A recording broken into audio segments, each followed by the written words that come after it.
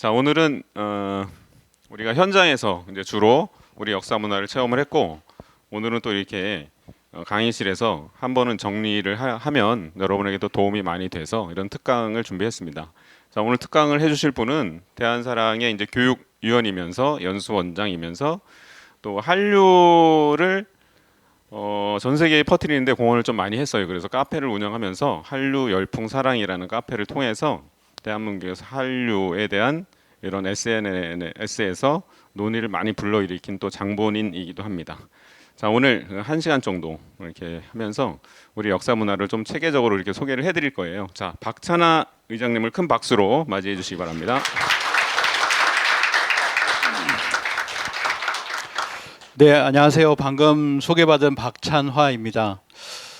책을 제가 26권 하고 제가 가지고 있는 책하고 27권을 가져가 있는데 못 가지고 계신 분 있지만 이 책이 작은 책자예요. 이름이 제 이름으로 돼 있죠. 그래서 제가 예전에 했던 내용을 정리를 한 겁니다. 그래서 오늘 강의를 들으시고 그리고 또 책을 한 번 더 보시면 아마 이 책의 한 반 정도는 오늘 하지 않을까 싶어요. 예, 1시간이 아니고 좀 한 50분 안에 하는 게 좋을 것 같다라는 생각이 드는데요. 예, 시작을 한번 해보도록 하겠습니다. 지난번에 그 국립중앙박물관에서 봤었죠? 뭐라 그러죠? 달 항아리라고 합니다. 사실은 이 달 항아리를 보면 굉장히 뭔가 이렇게 여백의 미가 느껴지고 좀 더 뭔가 편안한 감이 들어요. 근데 우리가 굉장히 이제 이번 여행은 굉장히 바삐 움직인 것 같고 또 날씨도 덥고 여러 가지로 좀 힘든 면이 있지만 좀 편안하게 생각을 해 줬으면 좋겠다라는 생각이 듭니다. 이게 한 1억 정도 되더라고요. 이게 하나의 그 달 항아리가. 그래서 BTS 남준 같은 경우도 이렇게 내려가서 이걸 하나 소유를 하고 있죠. 자, 2023년 대한사랑 역사문화 특강을 시작하도록 하겠습니다. 오늘 주제는 제목은요, 세계와 소통하는 한국 문명 이야기라고 이렇게 했습니다. 저는 한류 열풍 사랑 좀 전에 말씀한 거기에 이제 의장을 맡고 있고 교육위원 여러 가지 맡고 있고요. 그리고 한류와 역사 문화를 알리는 그런 활동들을 하고 있습니다. 코로나 이전에는 독일이라든지 여기 독일 사신 분, 예, 독일. 베를린하고 에센하고 프랑크푸르트 이런 데서 이제 강의를 했었어요. 예, 하고 크로아티아에서도 했었고요. 그리고 뒤에서 이제 얘기를 하겠지만 크로아티아 같은 경우에 이제 태극기라고 하는 그 단일 주제로 태극기에 대해서 알려달라라고 해가지고 한 40분 정도 그 얘기를 한 적이 있습니다. 자, 먼저 우리가 살고 있는 이곳 지구죠, 지구. 여기 작은 점을 보면 60억 킬로미터 떨어진 곳에서 찍은 거라고 해요. 그래서 이거를 페일 블루 덧이라고 이렇게 하는데 창백한 푸른 점이라고 합니다. 그 하나의 점이 지구죠. 그 점 하나를 본다면 진짜 하나라고 하는 게 지구촌에 있는 모든 사람들이 그냥 하나인 거죠. 이념이나 종교나 이런 거 상관없이 멀리서 보면 그냥 하나잖아요. 그런 의식을 우리가 가져야 된다라고 생각을 하는데 지구가 있고 이 지구라고 하는 것을 전 우주에서 우주의 눈에 해당된다라고 또 얘기를 하더라고요. 우주의 눈에 해당되는 것이 바로 지구다라고 해서 전국을 가져와 봤습니다. 그리고 인간을 소우주라고 해요. 인간을 저 우주가 있고 우주는 대우주고 인간은 소우주다. 이 소우주가 있는 땅이 또 바로 이 지구잖아요. 그죠? 지구. 이 지구에서도 0.02%의 면적을 가진 게 바로 한반도입니다. 대한민국이죠. 대한민국. 이 작은 땅에서 뭔가를 해보겠다고 많은 사람들이 여기에 이제 모여 있는 거죠. 그래서 지구를 갖다가 열매자리라고 얘기를 해요. 열매자리, 열매, 결실을 맺는 땅이다. 이렇게도 이제 한국을 그렇게 이야기를 합니다. 그래서 한국과 한국인 하면은 그런 사람들이 바로 그러한 어떤 열매를 맺고 전 세계와 하나 될 수 있는 그런 사람들이 모여 있다. 그래서 그런 사람들이 전 세계에 있죠. 재미동포, 뭐 제일동포 해가지고 제동포를 보면 750만 정도가 이렇게 함께 하고 있습니다. 그래서 많은 사람들 중에서도 기 소르망이라고 하는 사람이 있어요. 이 사람은 뭐라고 하냐면은 한국 자체가 하나의 문명이다 이렇게 이야기를 해요. 한국이 문명이다. 여기서 이제 제목이 나온 거죠. 한국 문명이라고 했습니다. 그러니까 한국이라고 하면 사람들이 각각이 가지고 있는 이미지가 있어요. 스마트폰, 삼성, LG를 생각하는 사람이 있고 스포츠 스타를 생각하는 사람도 있고 그리고 배를 잘 만든다 뭐 이런 거 생각하는 사람도 있고 K-팝, K-드라마, 뭐 K-무비 뭐 여러 가지 패션도 생각하고요. 그런데 이 모든 것이 하나로 이렇게 합쳐져 가지고 한국에 대해서 총체적으로 하나의 이미지를 형성했다. 그거를 한국 문명이라고 할 수 있겠다. 이분은 이렇게 이야기를 하고 있습니다. 그래서 이 한국 문명에 대해서 한번 알아볼까 합니다. 전 세계와 소통할 수 있는 우리가 그 한국 문명을 좀 알아보자 이거죠. 한국 문명을 알아보려면 먼저 이 지구의 역사부터 얘기를 하는데 너무 기니까 이 부분을 빠르게 지나가도록 할게요. 북극과 남극이 있습니다. 이 남극에는 얼음 기둥이 있는데요. 얼음이 있잖아요. 남극에 이제 지금까지 쌓여 있는 아이스 얼음이 있죠. 얼음 기둥이 있습니다. 이 얼음 기둥을 갖다가 파서 무엇을 하냐면은 우리가 지금 굉장히 덥잖아요. 이걸 날씨라고 하는데 날씨가 한 30년 이상 축적이 되면 그걸 뭐라고 하냐면 기후라고 합니다. 클라이밋이라고 얘기를 하죠. 그 기후를 수십만 년의 기후 변화를 알아보려고 하는 게 바로 이 얼음 기둥이에요. 우리도 이제 세종기지, 장보기지가 있고요. 여기 보시면 버스토크라고 이제 기지가 있어요. 러시아 쪽의 기지죠. 러시아에서 만든 기지입니다. 보스토크 스테이션이 있고 그 아래쪽에 돔시라고 하는 곳이 있는데 먼저 보스토크 스테이션을 보면 이 아래쪽으로 한 3,000에서 3,500m 정도를 뚫으니까 그 얼음 기둥을 통해서 기후의 어떤 변화를 알 수 있는 거예요. 온도가 내려간 곳, 온도가 올라간 곳 이렇게 해가지고 바로 그것의 어떤 주기라고 하는 것을 알아봤다라고 하는 거죠. 그래서 그 주기가 뭐냐면 빙하기라는 거예요. 빙하기와 간빙기가 있다. 간빙기는 빙하기 사이 간자, between이라는 뜻이죠. 빙하기와 빙하기 사이를 간빙기라고 해요. 그래서 빙하기와 간빙기에 주기가 있다라고 하는 것이 밝혀졌어요. 그러니까 이제 보니까 42만 년의 그래프가 있는데 42만 년 동안의 기후 변동이 있었다라고 하는 것을 알 수가 있는데 네 번의 아래쪽 온도가 낮잖아요. 아래쪽이 그 아래쪽이 빙하기 그리고 거기서부터 움직이는 게 간빙기라고 하는 겁니다. 42년에 네 번의 빙하기가 있었다. 남극 돔시로 가볼까요? 아래쪽으로 가보면 여기도 3,270m를 이렇게 가보니까 80만 년이 여기는 나왔어요. 같은 남극인데 여기는 80만 년이라고 하는 기간이 이렇게 나오게 되는데 80만 년 동안에 굴곡이 있잖아요. 리듬이 있습니다. 패턴이 있는 거죠. 그 패턴을 보니까 80만 년 동안 8번의 빙하기가 있더라라고 하는 겁니다. 이거를 우리가 이제 미 항공우주국 나사의 클라이밋 체인지라고 하는 파트가 있습니다. 그 파트에 딱 들어가 보니까 그래프를 이걸 써요. 아까 보셨던 남극의 보스토크 기지의 42만 년 그래프. 이게 이제 나사에 보면은 기후 변화에 나와 있죠. 그래서 위에 네 번이 있고 아래쪽에 이렇게 네 번의 변화가 있습니다. 그리고 그거를 최근에 들어가 보면 이 클라이밋 체인지라고 하는 파트가 80만 년으로 바꿔놨어요. 그러니까 돔시 스테이션의 그 그래프로 바꿔놓은 거죠. 그 그래프를 보니까 역시나 8번의 주기가 있더라라고 하는 겁니다. 결론을 내리면 남극 보스토크 기지에는 42만 년에 4번의 빙하기와 간빙기가 있다. 남극 돔시 기지는 80만 년 동안에 8번의 빙하기와 간빙기가 있더라. 그래서 빙하기와 간빙기의 주기가 있는데 그게 13만 년에서 10만 년 정도 되더라. 그래 지금 뭐라고 합니까?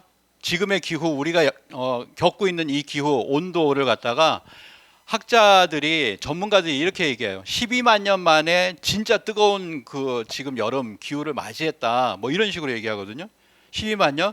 그다음에 또 뭐라고 얘기하냐면 12만 5천 년 만에 맞이하는 폭염이다. 몬스터 폭염이다. 네, 이런 이야기를 지금 하고 있어요. 그러니까 이 얘기를 들으면 뭘 아냐면 이 주기를 얘기하는 거구나라고 하는 건 이 주기가 뭐냐면 역사예요. 역사. 주기적으로 찾아오는 기후 변화에 따라서 거기에 사람이 살아가잖아요. 그게 이제 역사입니다. 그래서 여기가 이제 땅이죠. 저 오른쪽이 땅이고요. 땅에서부터는 약 13만 년의 그런 주기가 있더라라고 하는 거예요. 그래서 그 주기라고 하는 것은 뭐냐면 우리가 지금 겨울이 있고 지금 봄, 여름이잖아요. 봄, 여름, 그 다음에 가을이 오고 그 다음에 다시 겨울이 오잖아요.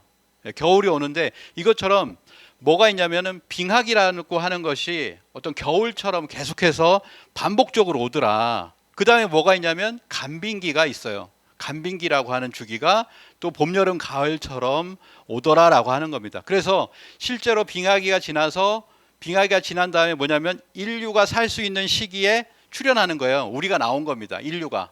우리가 나온 거죠. 여기 계신 분들의 조상들이 언제 나오냐면 5만 년 전에 나왔다. 뭐 4만 년, 5만 년 또는 4만 년, 5만 년 이렇게 얘기하고 엊그제 가셨던 국립중앙박물관에 딱 들어가 보면 거기는 뭐라고 되어 있냐면 6만 년에서 5만 년이라고 이렇게 나옵니다. 그러니까 평균 5만 년이죠. 5만 년 전에 인류가 출현을 하게 돼요. 그래서 이런 책도 있죠.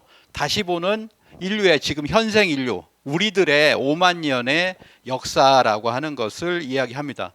근데 며칠 전에 갔던 동학혁명의 그 정읍을 갔었잖아요. 그 동학의 메시지가 있어요. 그 중에 하나가 뭐냐면 5만 년이라는 얘기를 해요. 동학은 저 개벽후 5만 년이 지나갔고 앞으로 5만 년이 있다라고 하는 5만 년이라고 하는 시간을 얘기합니다. 160년 전에 과학의 어떤 빙하 간빙기, 빙하기의 어떤 그래프가 없이 160여 년 전에 이 5만 년이라고 하는 것을 동학이 얘기하고 있다는 거죠. 이 동학의 위대성이 있는데 그래서 이 동학을 제대로 나중에 좀 더 공부를 해보면 좋을 것 같다라고 하는 생각이 듭니다. 그래서 이 동학혁명을 했던 사람들이 이렇게 많은 사람들이 일본군에 의해서 학살이라고 하죠. 메세크르라고 하는데 학살당했다라고 하는 것도 아마 들으셨을 거예요. 그러한 가운데서 한 메시지가 뭐냐면 5만 년 전에 인류가 출현했다라고 하는 겁니다. 빙하기 다음에 여기 빨간색 있죠? 이렇게 쭉 올라가는 거. 그래서 빙하기가 지나고 나서 간빙기의 온도가 쭉 올라가요. 간빙기의 온도가 올라가죠. 지금 올라가는 어떤 시기에 와 있다라고 하는 것을 알 수가 있습니다. 그래서 올라가면서 뭐가 되냐면 얼음이 녹잖아요. 해수면이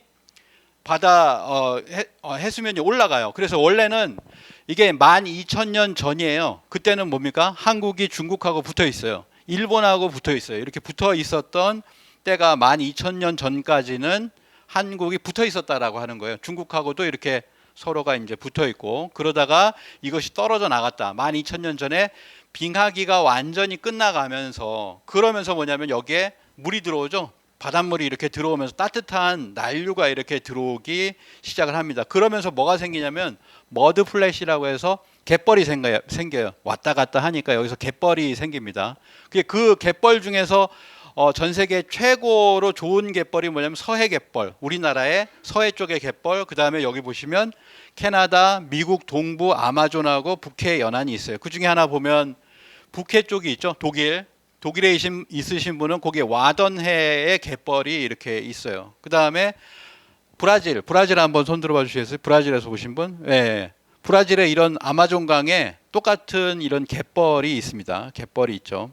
그래서 이러한 갯벌이 5대 갯벌이라고 그래요. 5대 갯벌 중에 하나가 바로 한국의 갯벌이다. 그 갯벌에서 이런 보령 머드 축제 같은 것도 이렇게 하죠.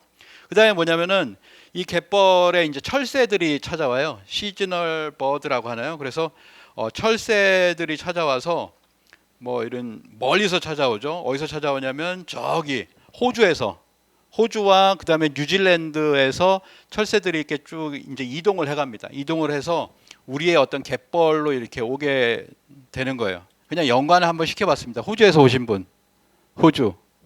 예. 그래서 한번 호주까지 한번 연결을 한번 해봤어요. 호주에서 목포까지. 새들은 이렇게 먼 비행을 매년 이렇게 합니다. 자, 그래서 12,000년 전에 뭐가 들어가면 이제는 중국하고 떨어지고 일본하고 이렇게 떨어집니다. 그러면서 넓은 갯벌이 형성이 되는데 이 갯벌도 유네스코에 등재가 됐어요. 그래서 우리나라에 보면은 문화유산 K 헤리티지라고 해서 굉장히 많은 문화유산들이 있다. 최근에는 한국의 갯벌도 이렇게 거기 들어갔다라고 하는 거고요. 자, 그럼 보시면 12,000년, 4,000년에서 화살표 쭉 해서 8,000년 전으로 가면 이 안쪽으로 쭉 들어가면은 굉장히 살기 좋은 땅이 형성이 돼요. 굉장히 살기 좋은 땅. 그 땅이 뭐냐? 그 땅이 우리가 알고 있는 4대 문명보다 더 오래된 문명이 여기서 나오게 됩니다. 우리가 알고 있는 문명이라고 하면 보통 4대 문명을 얘기하잖아요.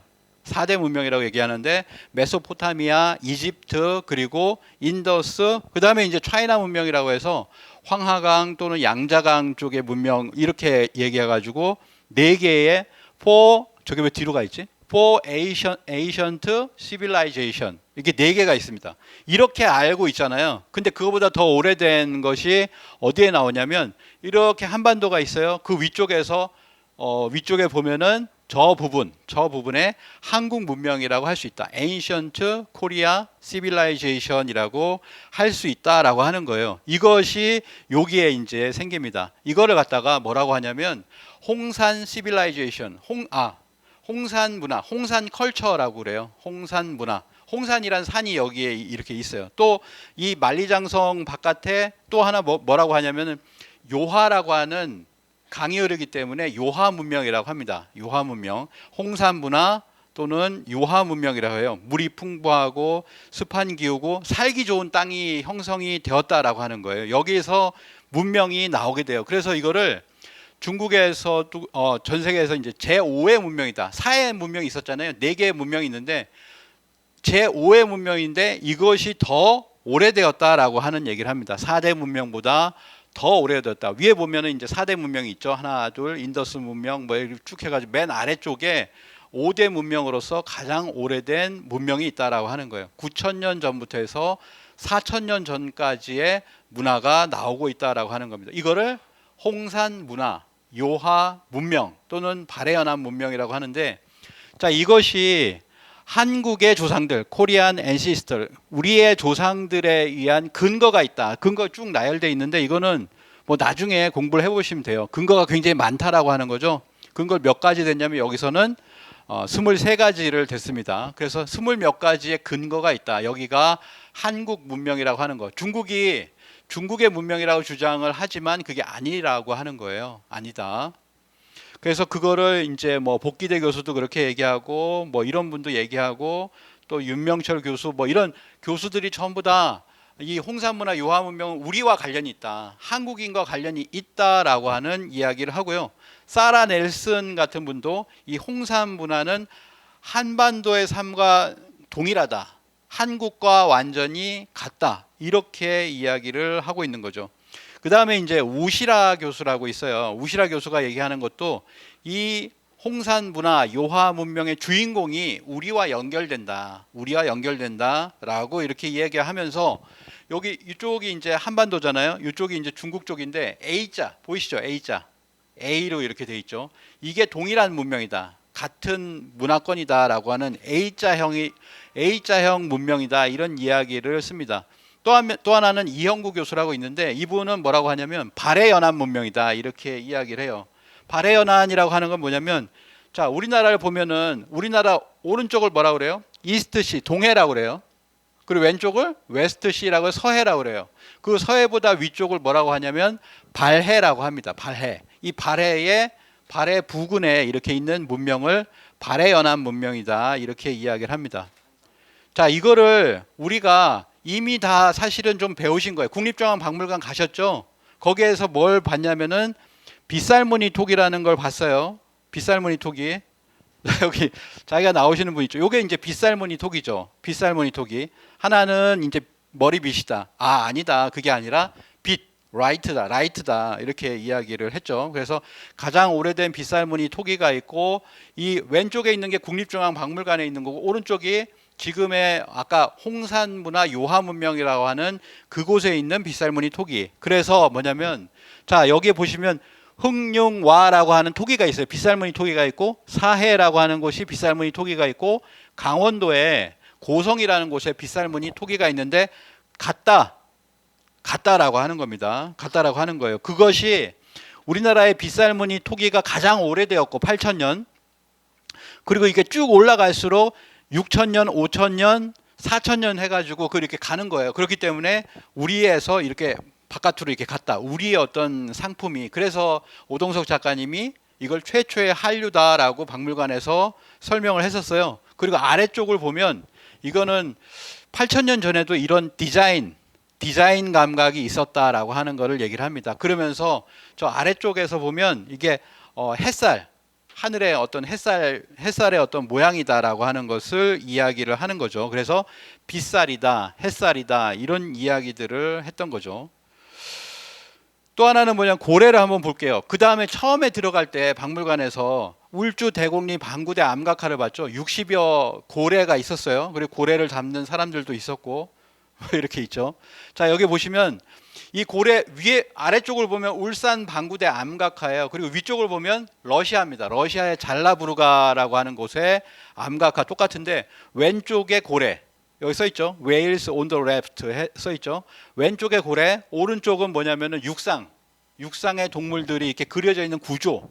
이러한 구조가 똑같다. 어떻게 이렇게 똑같을 수가 있냐? 그런데 우리가 1000년이 앞서요. 그래서 이거를 보면 이쪽에 그 러시아의 학자도 한국의 암각화와 똑같습니다라는 얘기를 하잖아요. 그래서 이 고래를 잡던 사람들이 어디로 가냐면 쭉 가는 거예요. 6,000km, 7,000km 떨어져 있는 러시아의 저 끝에 있는 화이트시라고 있어요. 이제 백해라고 하는데 그 백해가 있는 곳까지도 가서 거기서 고래 벽화를 그렸다라고 하는 거죠. 어떻게 갔을까라고 하는 게 화살표로 이렇게 해서 갔을 것이다라고 하는 거죠.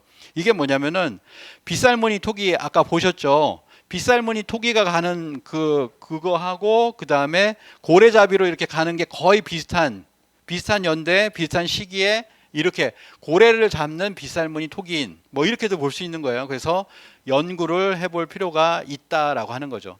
그 다음에 뭐냐면 고래를 잡던 사람들이 어디로 가냐면 이렇게 넘어가요. 저쪽으로 아메리카 대륙으로 이렇게 넘어갑니다.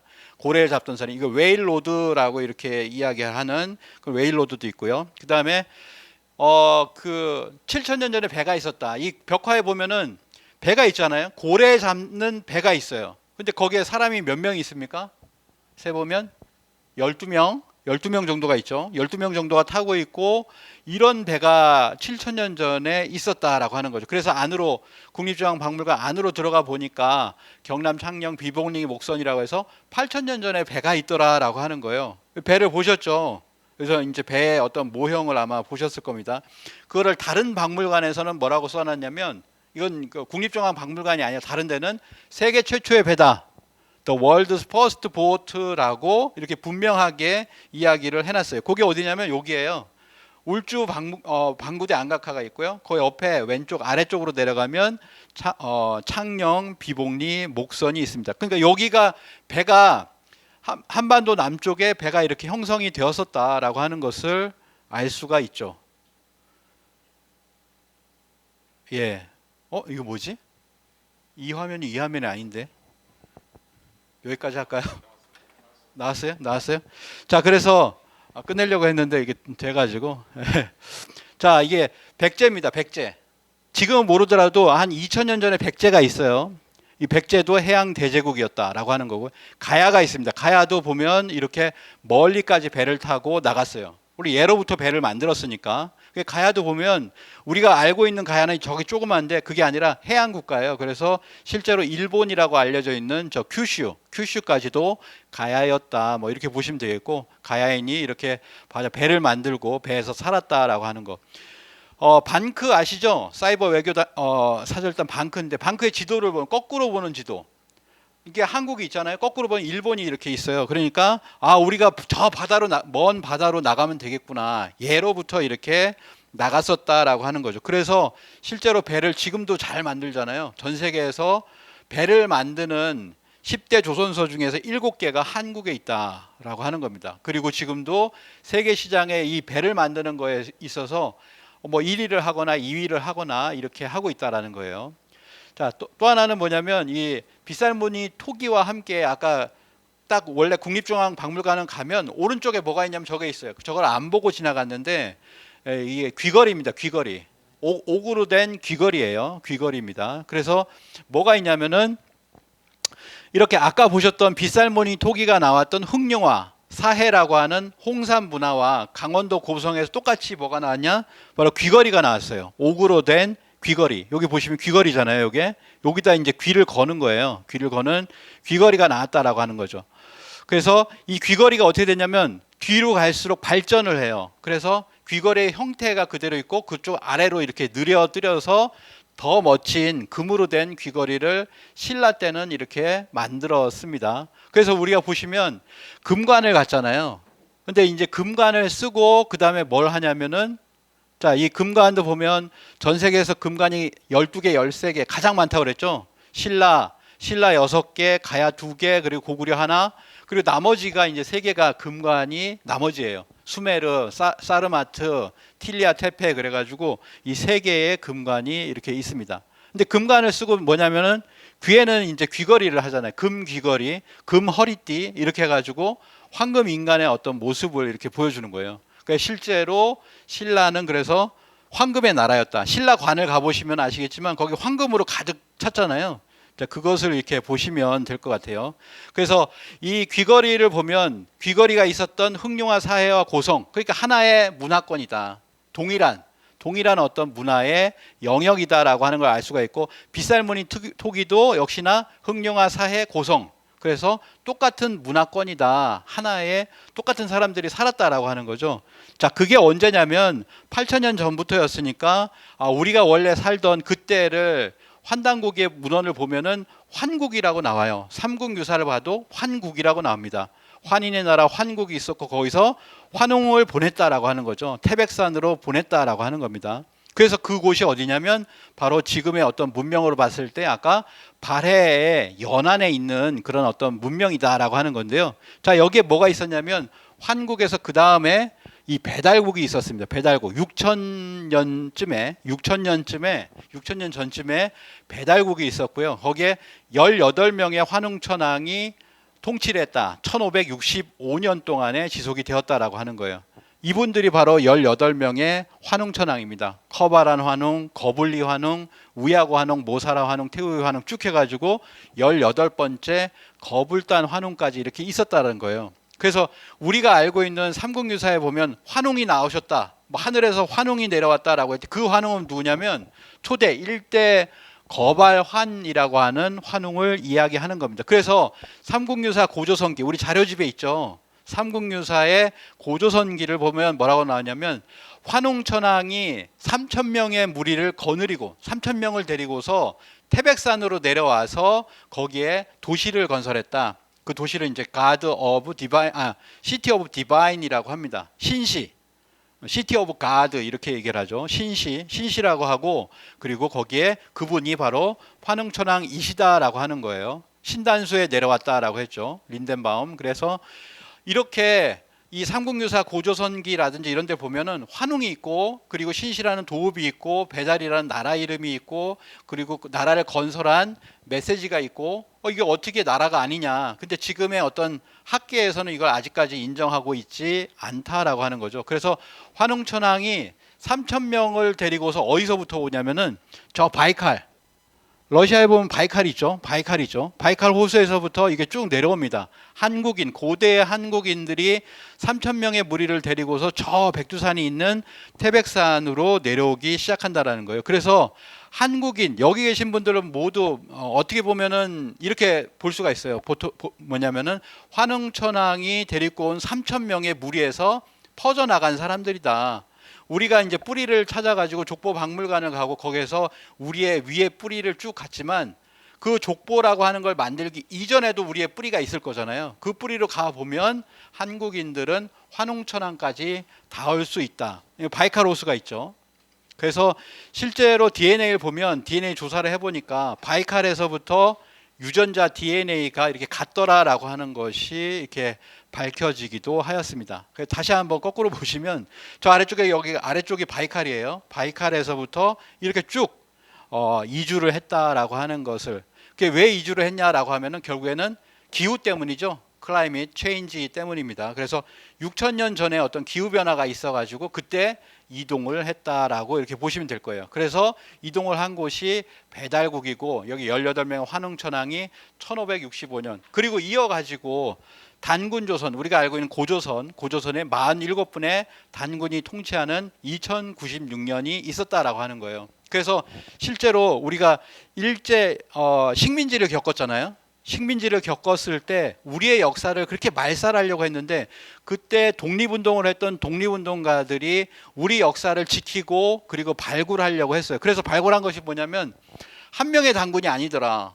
단군이 47명이 있었다라고 하는 겁니다. 여기 보시면은 47명의 단군이 있었다라고 하는 문헌이 13개, 여기에 적혀져 있지 않은 것까지 하면 더 많아요. 더 많은 문헌에 보면은 47분의 단군이 계시더라. 그러니까 1대 단군, 2대 단군 해가지고 47번째 단군이 있더라라고 하는 겁니다. 그래서 실제로 이러한 단군이 계시고 우리가 알고 있는 단군 왕검은 뭐냐면 저 초대 첫 번째 단군을 단군 왕검이라고 그래요. 그리고 단군 왕검의 아들이 두 번째 부르라고 합니다. 부르 단군이라고 하고 이 첫 번째 단군과 두 번째 단군 때의 유적지를 내일 가시는 거예요. 강화도, 마리산, 참성단을 내일 가시는 겁니다. 그래서 이제 고조선 하면은 우리가 박물관에서 본 것처럼 이런 비파 모양의 동검이 있어요. 동검이 있고요. 그다음에 고인돌이 이제 강화도에도 굉장히 많죠. 6만 개가 있고 우리나라에 뭐 4만 9천 개가 있다 이렇게 말씀을 하셨고요. 이게 예전엔 더 많았어요. 근데 이걸 뭐냐면 돌이니까 이걸 돌을 깨가지고 뭐 쓰냐면은 여기저기 뭐 공사하고 이런데 일본 애들이 썼습니다. 일본 사람들이 우리나라에 와서. 그래서 이게 다 없어요 지금은. 이게 김해에 지금 보면 이게 고인돌이 없어요. 부산에 있다라고 하는데 고인돌이 없어요. 이렇게 없어졌지만 남은 것만 하더라도 전 세계에서 반 이상이 우리나라에 고인돌이 있더라라고 하는 거죠. 그 고인돌의 분포이고요. 이 고인돌의 분포와 비파형 동검의 분포를 보면 바로 고조선의 어떤 영역이 이렇게 나온다라고 하는 겁니다. 고인돌이 있던 영역이에요. 한국이 있고 저 유럽에 보면은 여러 나라들이 이런 고인돌이 있습니다. 근데 실제로 조금 더 살펴보면 고인돌은 더 많아요. 전 세계에 보면은 고인돌이 더 많다라고 하는 거고요.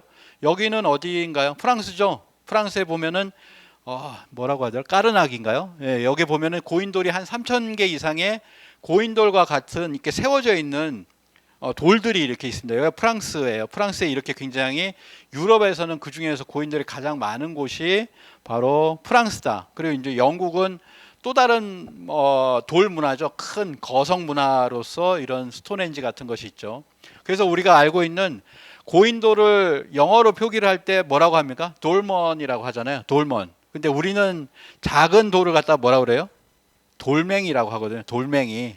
이걸 생각을 해보시면 이 돌이라고 하는 말이 어디서 갔을까라고 하는 것을 생각이 이제 듭니다. 돌멩이, 돌먼 뭐 이런 거.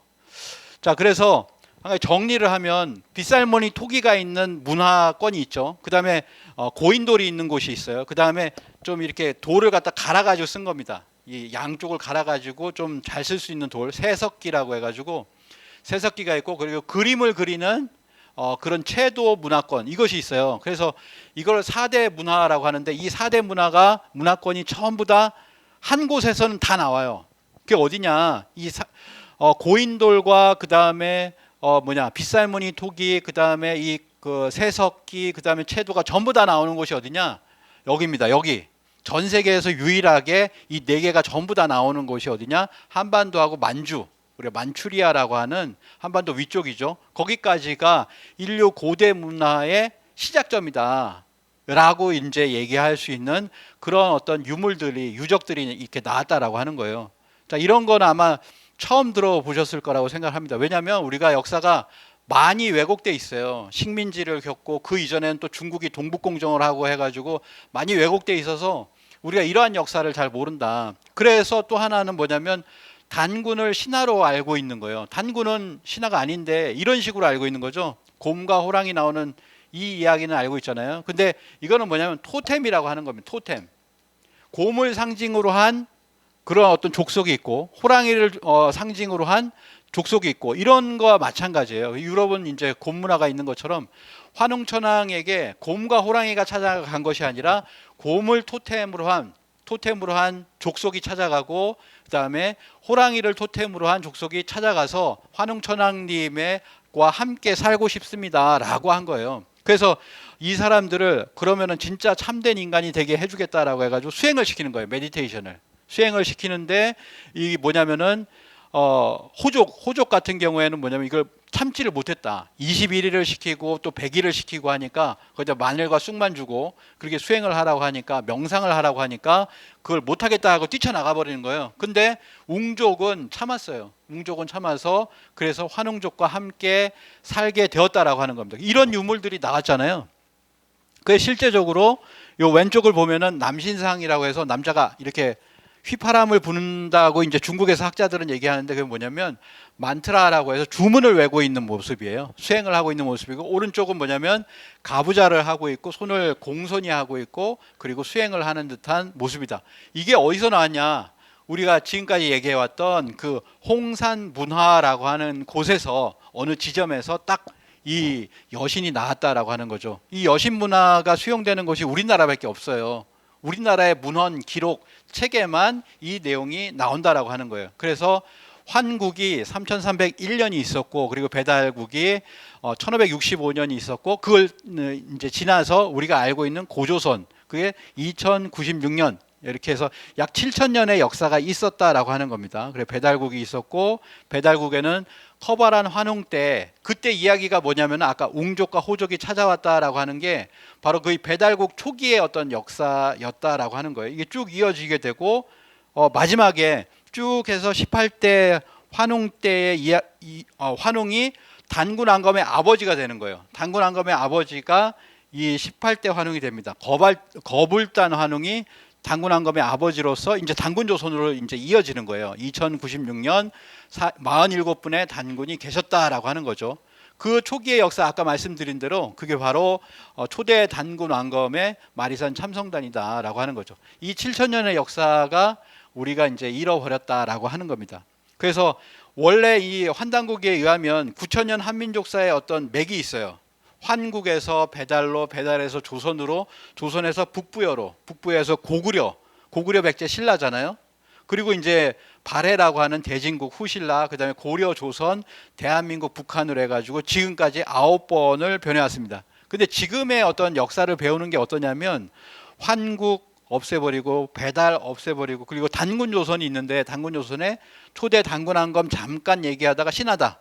저것도 없어지는 거예요. 없어지고 마지막 멸망기부터 얘기한 것입니다. 국립중앙박물관을 가봐도 고조선이 나오지만 이제 멸망하는 것부터 나와요. 그 다음에 이제 북부여라고 했는데 이제 북부여를 모르고 이제 부여라고 하더라. 이렇게 되는 거죠. 근데 우리가 알고 있는 한국 문화의 원형, 한류 문화의 원형이라고 하는 건 뭐냐? 전부 다 그 원형이라고 하는 거는 단군 조선과 배달국과 환국에서부터 나온 겁니다. 우리가 가지고 있는 풍습이라든지 지금 가지고 있는 어떤 음악이라든지 그 모든 것의 기초가 되는 것은 환국 배달 조선에서 나왔다.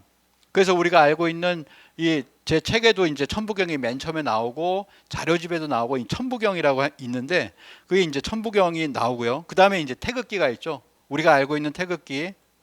자, 태극기는 배달국 아까 보셨던 5대 태우이 환웅의 막내 아들이었던 태어 복희씨라고 하는 분이 계신데 이분을 아마 버스 안에서 들으셨을 것 같아요. 성씨를 이야기할 때 뭐라고 하냐면 최초의 성씨가 바로 태어 복희씨가 풍씨였다. 근데 풍씨가 사라지고 강씨가 남았다라고 해서 최초의 성씨가 강씨다라고 하는 이야기를 아마 들으셨을 거예요.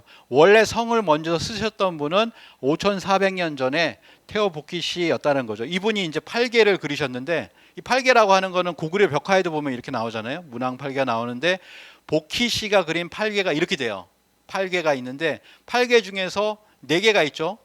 4개가 있는데 이 4개를 갖다가 딱 떼가지고 옆으로 뉘고 가운데다 태극을 넣으면 지금의 태극기가 나오는 겁니다. 그러니까 태극기의 어떤 원형은 어디서 나왔냐라고 하면 바로 5대 태의 환웅의 막내 아들인 태어 복희씨, 우리 한국인, 고대 한국인에서 나온 거지. 이 뭐 태극이 중국에서 나왔냐, 뭐 사계가 이 8계가 전부 중국에서 나왔냐, 절대 그런 게 아니라는 거예요. 우리의 어떤 철학이었다라고 하는 것을 알 수가 있습니다. 그런 얘기를 이제 했던 거죠. 그래서 8계에서 건건감리 45도 회전해가지고 이렇게 되고 가운데 태극 그래가지고 태극기가 나오게 되었다. 이 태극기의 원형을 그렸던 복희씨가 서양에서 평가하기를 이렇게 얘기해요. 복희씨가 라이프니츠를 낳았고 라이프니츠가 빌 게이츠를 낳았다. 지금의 어떤 디지털 문명 어디서 나왔냐? 처음에는 보키시로부터 나왔다라고 하는 거예요. 5,000년 전에 5,500년 전에 이 보키시로부터 나왔다. 그렇기 때문에 중국에서는 테오 보키시를 갖다 뭐라고 하냐면 문명을 처음 창시한 자다 이렇게 이야기를 합니다. 입문시조라고 해가지고 문명을 갖다 열었다. 지금의 어떤 문명의 시초가 되는 분이다라고 하는 이야기를 합니다. 바로 이분이 우리 동이족이고 한국인이라는 거예요. 중국은 자신들의 어떤 조상으로 얘기를 하고 있지만 그게 아니다라고 하는 거예요. 그래서 우리 역사를 이렇게 찾아야 된다.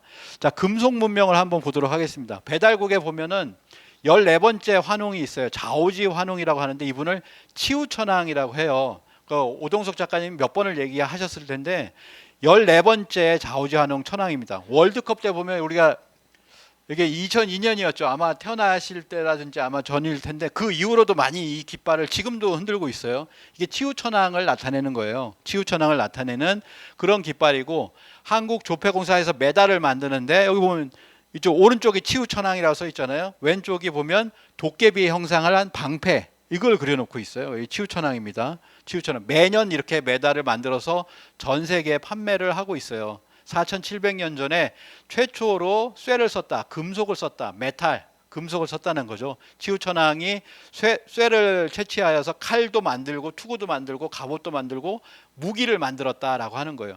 그리고 나서 뭐냐면 이것이 이어져서 단군조선 때 철기를 가장 먼저 쓴 것이 바로 단군조선이다. 그러니까 우리는 뭐냐면 철기가 됐든 청동기가 됐든 중국에서 수입한 걸로 다 배우고 있거든요. 중국에서 가져온 거이다. 문물은 모두 중국에서 가져온 걸로 알고 있는데 그게 아니라는 거예요.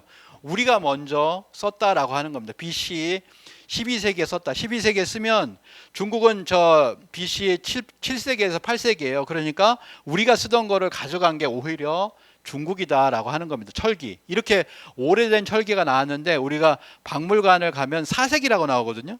철기를 우리가 4세기에 수입했다라고 나오는데 그거보다 더 오래된 게 나오잖아요. 여기 보면 7세기, 그 다음에 강원도에서 또 7세기, 두만강에서 6세기 이렇게 나오잖아요. 그러니까 더 오래된 이런 유물이 나오는데도 그렇게 가르치는 거예요. 잘못된 거죠. 그래서 이거 뭐 우리는 쇠젓가락을 쓰잖아요. 그리고 한국이 전 세계에서 철을 가장 많이 써요. 철 소비량이 가장 많은 나라가 바로 한국이다. 12년째 뭐 이렇게 했는데 코로나 돼서 어떻게 되는지 모르겠어요.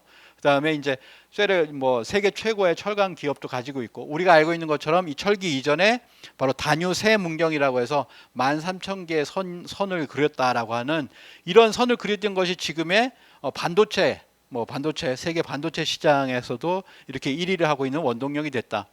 인쇄술 잠깐 보도록 하겠습니다. 자, 중세에는 책을 쇠사슬 여기 보이시나요? 쇠사슬로 묶어가지고 도서관에 이렇게 보관을 했는데 구텐베르크가 인쇄와 지식혁명의 방아쇠를 당겼다라고 얘기하잖아요. 금속활자 인쇄술은 이것이 이제 르네상스를 일으키고 종교개혁, 그다음에 산업혁명, 시민혁명 모든 것이 서양 문명을 근본적으로 변환시킨 게 바로 금속활자 인쇄술이다라고 하는데 이게 어디냐면 고려의 기술입니다. 고려 조선이라고 하잖아요. 고려 조선의 기술이 어디로 갔냐면 구텐베르크가 가져간 거예요. 여기 제가 독일 마인츠라고 굉장히 좋은 도시가 있어요. 여기 이제 조용하고 독일 마인츠에 보면 구텐베르크 박물관이 있는데 여기 박물관을 방문해서 들어가 보니까 사진을 찍을 수가 없어가지고 이렇게 좀 몰래 찍었는데 여기 보시면 여기 한국관이에요. 한국에 있고 여기 뭐라고 써요? 빨간 부분에 뭐라고 써 있냐면 한국의 직지가 가장 오래됐다라고 써 있어요. 가장 오래되었다라고 분명하게 써 있습니다. 그러니까 인식은 하고 있는데 이게 알려지지가 않았어요. 전 세계에. 그래서 한국이 가장 오래됐구나. 근데 직지보다 더 오래된 금속활자 본을 보면 금속활자는 구텐베르크보다 200년 오래됐습니다. 200년 더 오래 전부터 우리가 금속활자를 써오고 있다. 그러니까 2005년에 엘고 미국의 부통령이 우리나라에 딱 와가지고 뭐라고 하냐면 서양의 교황 사절단이 한국을 방문한 뒤에 가져갔다 기술을 이렇게 이야기를 하니까 이게 무슨 말이냐라고 해서 그때부터 우리나라가 연구를 시작했어요. 조사를 했습니다. 그래서 나온 게 뭐냐면 MBC에서 다큐멘터리를 하나 찍었는데 구텐베르크가 고려를 훔쳐갔다. 고려의 기술을 훔쳐갔다라고 하는 건데요. 실제로는 훔쳐간 게 아니고 우리의 기술자가 가서 가르쳐줬다라고 하는 것이 맞을 것 같아요. 그래서 구텐베르크가 한국의 금속활자 인쇄술을 모델로 했다라고 짐작은 된다. 영국에서 이렇게 이야기를 하고, 그 다음에 뭐냐면 프랑스의 학자도 이렇게 주장을 합니다. 똑같은 방법을 썼다. 구텐베르크의 주조법이 한국의 기술력하고 같다라고 하는 거죠. 저 모래알갱이 있잖아요. 모래알갱이가 나오는 게 바로 한국의 금속활자 주조법이 똑같다라고 하는 거예요. 이것도 똑같네. 이거 그림을 보니까 이것도 고려 조선의 인쇄술하고 똑같네 라고 하는 거죠. 이게 구텐베르크의 어떤 초상화에 보면은 이런 부분이 나와 있거든요. 그래서 독일 마인츠에 가면 옛날 인쇄 방법을 시연을 해가지고 이거를 종이를 하나씩 나눠주는데 이때는 개량된 거예요. 구텐베르크가 개량을 해가지고 발전시킨 건데 그 이전의 방법은 보여주지 않고 있습니다. 근데 맨 처음에 구텐베르크가 42행으로 된 바이블을 갖다가 만들었잖아요.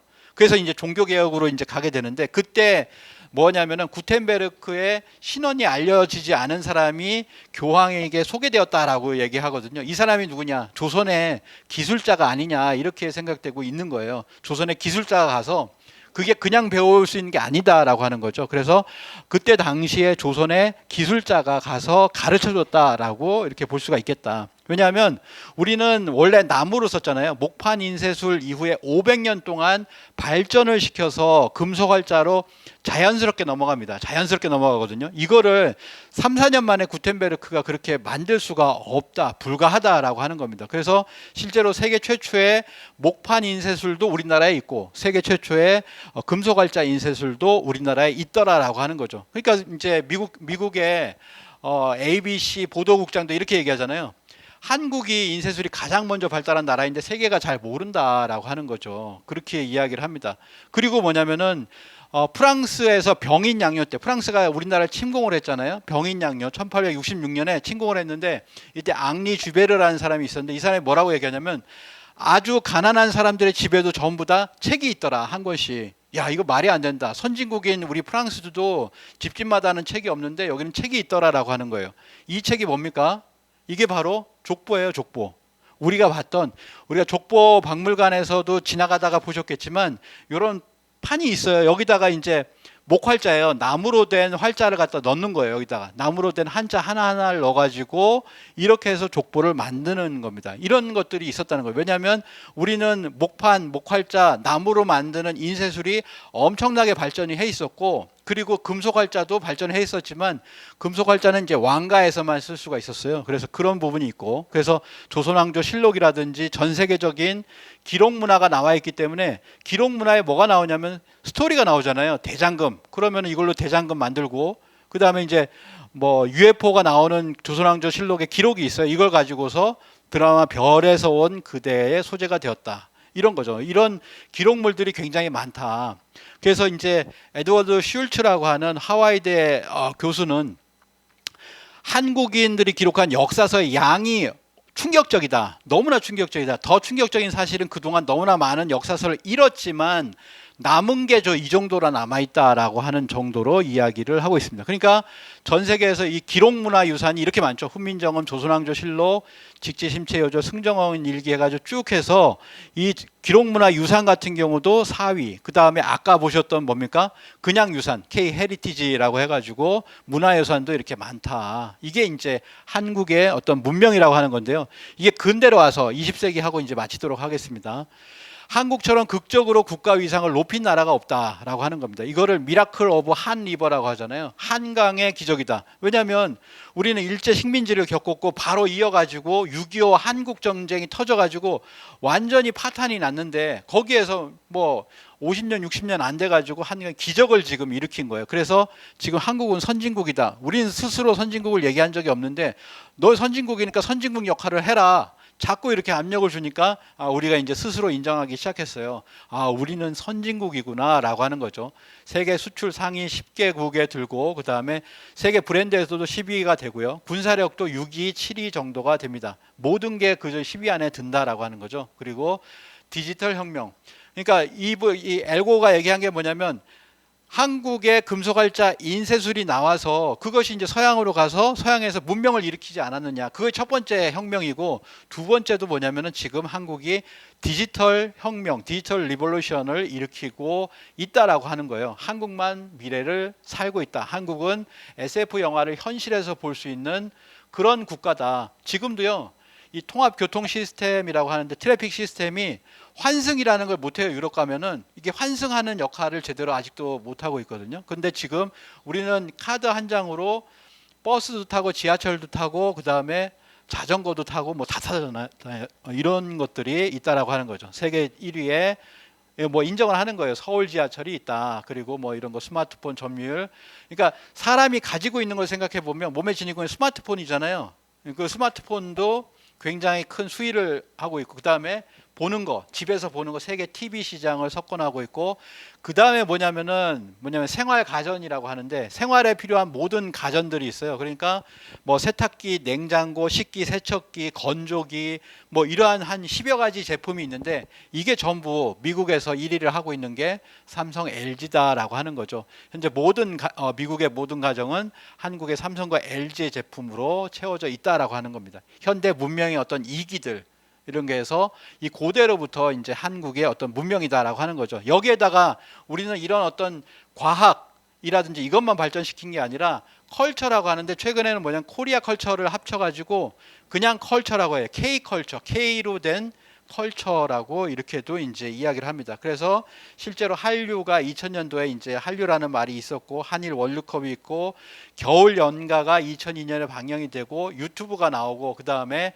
아이폰이 출시가 되고, 인터넷, 스마트폰 이런 플랫폼의 발달로 인해 가지고 우리나라 안에서만 해도 전 세계로 이렇게 퍼지게 되는 그런 상황에서 우리 컨텐츠가 굉장히 좋잖아요. 그래서 컨텐츠가 전 세계로 나가게 되었다. 그래서 뭐냐면 어렸을 때 2011년에 우리는 너무나 깜짝 놀랐어요. 아시아에서만 머물렀었는데 이게 유럽으로 나가서, 유럽에서 뭐냐면 콘서트를 하는데 한류 팬들 하루만 더 해달라, 하루만 하지 말고 하루만 더 콘서트를 해달라라고 하는 시위가 일었어요. 그래가지고 그때 우리나라에서는 깜짝 놀랐던 사건이 있습니다. 2011년이고요. 그 다음에 뭐냐면 2012년에 싸이의 강남스타일이 전 세계 열풍이 불면서 미국을 진출하게 되죠. 미국을 진출하게 되고, 그 다음에 뭐냐면 2013년에 방탄소년단이 데뷔를 하게 됩니다. 그리고 나서 뭐 한 5년 지났죠. 빌보드 1위를 하게 돼요.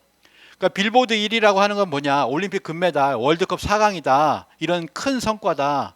라고 이렇게 이야기를 하고, 옛날에는 1960년대 70년대는 비틀즈라고 해서 우리나라에 와가지고 미국의 공습이다 뭐 이렇게 얘기했는데, 이제는 뭐냐면 한국의 공습이다, 한국이 미국을 공격하고 있다라고 하는 것까지 얘기를 하죠. 그래 빌보드가 K-팝 놀이터가 되었다 이렇게까지도 얘기를 하고, 그 다음에 이제 영화가 아카데미상을 들어가게 되고, 미나리도 세계 아카데미상, 그 다음에 드라마 같은 경우에는 오징어 게임이 에미상에 들어가게 됩니다. 넷플릭스 한류를 통해 가지고, 넷플릭스를 통해서 전 세계에 있는 190개 나라로 나가게 돼서 우리나라 모르는 사람이 없잖아요. 국내에서 그냥 드라마 영화 찍었는데 그 전 세계에서 그냥 한국이 스타가 되어버리는 그런 세상이 지금 되었다라고 하는 거죠. 그래서 이제 한류 열풍에서 한국어를 배우는 사람이 수백만이 되고, 이제 한국을 그냥 알려고 한다. 많은 사람들이 이제 한국을 알아보려고 합니다. 한국이 도대체 어떤 나라냐, 한국의 역사가 어떤 거냐, 문화가 어떤 거냐, 이런 걸 알아보려고 하는데, 여기 계신 분들이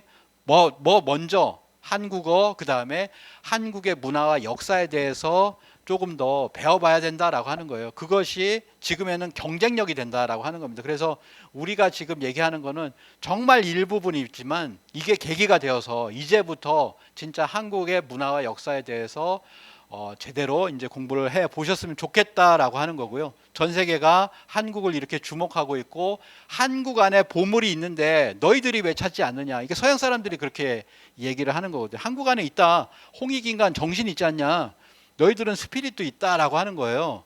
옛날에 벌써 한 100년 전에 김구 선생은 군사력, 경제력 이런 걸 떠나가지고 문화의 힘이 제일 크다라고 이야기를 했습니다. 가장 중요한 건 문화의 힘이고, 이제 그때 당시에 너무나 가난했던 그 시절에 우리 민족의 주연 배우, 전 세계에 주연 배우가 되어서 세계 무대에 등장할 날이 눈앞에 보인다라고까지 얘기했는데, 이건 예언자적인 그런 얘기를 하셨죠. 그래서 우리가 이제는 뭐냐면 한국의 역사, 역사를 이제 바로 알고 그리고 한국의 문화를 바로 알고 한국의 정신 문화 이거를 바르게 알다면 그거 자체가 우리가 전 세계에 나가서 우리의 어떤 경쟁력이 된다라는 말씀을 드리면서 마치도록 하겠습니다. 감사합니다.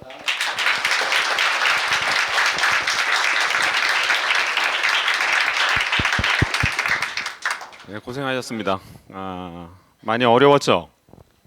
왜 어려웠냐? 일단은 내용이 굉장히 많고, 그죠? 그리고 말이 굉장히 빨랐죠.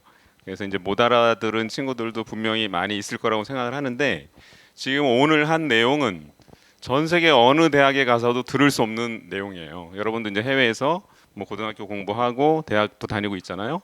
이런 내용 듣기 힘듭니다. 정말로 듣기 힘들고, 또 한 학기 강의로도 할 수 없는 방대한 내용을 오늘 1시간 만에 한 거예요. 그래서 알아듣지 못한 게 정상이고, 그래서 전혀 뭐 좌절할 필요는 없는데, 하여튼 오늘 들은 내용 중에 그 아주 작은 일부라도 알아들었다면 굉장히 나중에라도 굉장히 도움이 될 거예요. 그리고 오늘 나눠준 책자 여기에 이제 조금 정리가 돼 있거든요. 이거 시간 날 때 조금 천천히 읽어보고, 그리고 나중에 이제 저희가 제공해 드리는 이제 자료들 같은 거 조금씩 보면 조금씩 이해가 될 겁니다. 오늘 뭐 10%도 이해 못해도 전혀 문제가 없어요. 그리고 일단은 이런 내용을 이해를 하려면 한국어를 좀 더 이해하고 잘할 수 있게 돼야 이런 내용들을 좀 더 앞으로 더 이해할 수 있게 된다라는 내용이고요.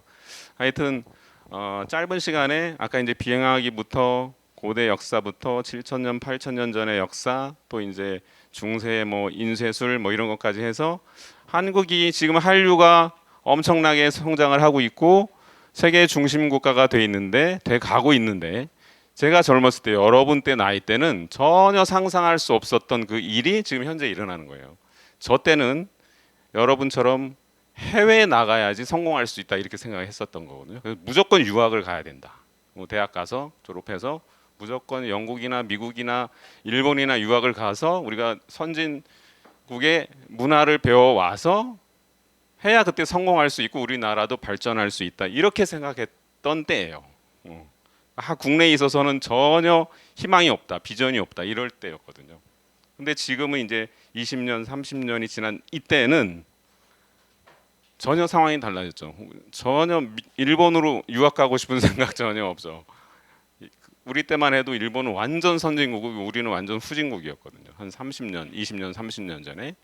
근데 그런 20, 30년 사이에 완전히 세상이 뒤바뀌고 있는 겁니다. 그리고 여러분이 지금 해외 나가서 살고 있지만 해외에서 몸소 이제 한국 문화, 한류의 힘을 느끼고 있잖아요. 우리 한국에 있는 사람보다 훨씬 더 현장에서 이제 많이 느끼고 있을 거라고 생각을 해요.